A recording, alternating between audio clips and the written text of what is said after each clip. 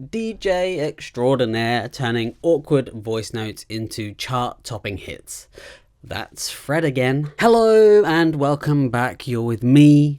AC Snap. I'm trying to upload as regularly as possible, but I'm doing like a tattoo apprenticeship and all these different things, so I'm trying to keep up.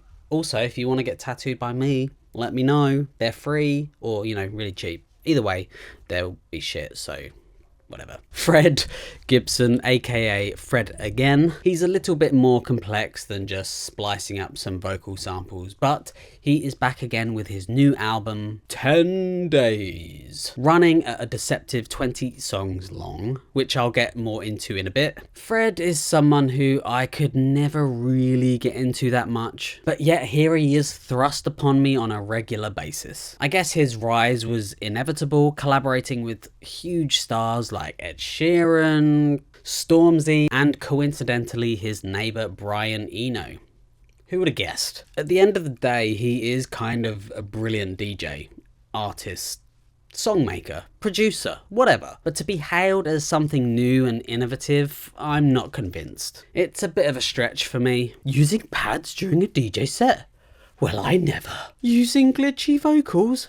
What the fuck? Look, I'm not taking away from his skill. He's good. But if I wanted to listen to something like this, I'd listen to Radioactive Man, Minologue, LaFleur, Ricardo Tobar, Two Armadillos, and so on. He's digestible. If you don't like dance, you'll probably love a bit of Fred. He has quite a lot of music for someone who just hit the scene recently. I think releasing an album every year since he's sort of become a bit famous. And you know what? There's something about this album that sounds a little different from his previous ones, channeling actual life through consecutive albums he's released in the past. But in 10 Days, there seems to be more emotion. Whether it's conveyed well or meaningful is another story. As I mentioned earlier, the album is 20 tracks long, but half of those are interludes. Weirdly, I understand what he's going for here. Something clever, something different, something that's going to set him apart from other albums maybe, but it comes across as tiresome and often pointless. Not the deep, profound, real-life vibe that he's probably going for,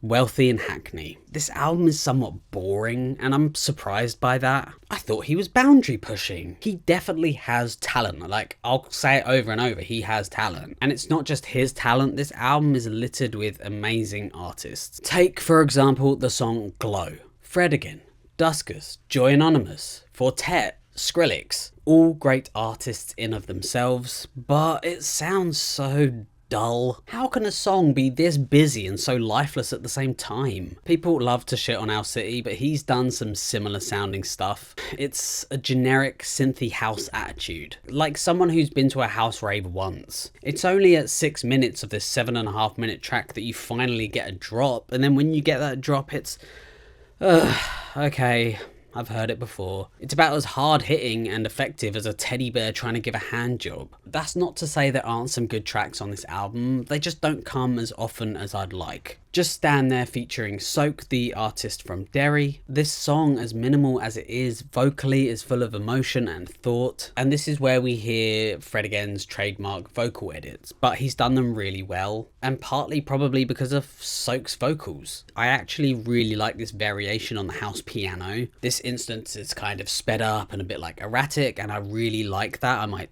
steal that for myself. Other songs that I wanted to love but I feel like didn't quite hit that potential was Fear Less featuring Sampha, whose singing just kind of makes you fall in love with him anyway, but I don't know how Fred again managed to make his feature feel so bland. They just kind of sit in the background, not really doing much. Some really odd mixing decisions here, and I think like a bit of a waste of a feature.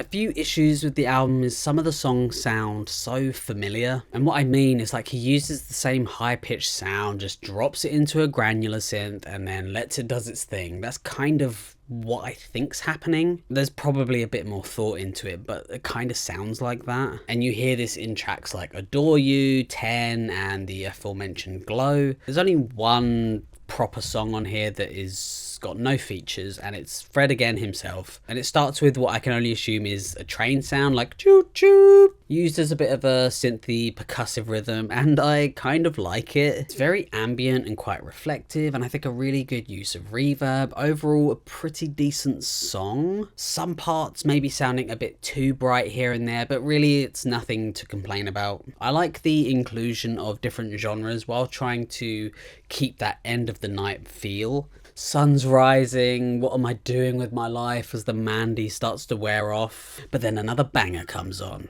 Boom, breaking that existential dread. And I feel the song Places to Be does this really well. Feeling a bit like London Electricity, that kind of liquid drum and bass. And then you have the feature of Anderson .Paak and Chica, which really elevate the song. I think overall a really, really good song. I love drum and bass, so it's hard to disappoint when I hear some. I think overall one of the standout songs on the album. Coming to the end of the album, and the songs here are a bit hit and miss. Where Will I Be, feeling like a bit of a wasted opportunity with the feature. Gotta add that country song for the trend kind of vibe with Emmylou Harris, but it does kind of feel hastily made, a bit of a non-track for me. Then you have Peace You Need. Again, it's fine, it's pretty good. If it was on in the club, I wouldn't complain, but it's not like standout or anything. Finally, we come to the closing song, Backseat, featuring Scott Hardkiss. Initially sounding like Dire Dire Docs, the inclusion of Japanese house is really nice, as I quite enjoy her vocals. Generally a pretty good song, but I preferred it when it got deeper and heavier around the 5-minute mark. There's this really nice percussion and bass that just really complement each other. It's hard hitting and it's kind of groovy. I really liked that. Overall, a decent unexpected end. I think the music has enough to satisfy electronic music lovers, as well as those who don't preferably like that kind of music. Would I come back to something like this? Probably not. There's better out there. But if I was to hear some of these tracks when I'm out at the club, I wouldn't be disappointed either. He's a good DJ and he's proved that. Saying all of that, I would give this album a 5 out of 10. Thank you so much for watching. I hope you enjoyed it. Let me know what you thought down below. Please comment, like, subscribe, anything you like, and hopefully catch you on the next one. Goodbye.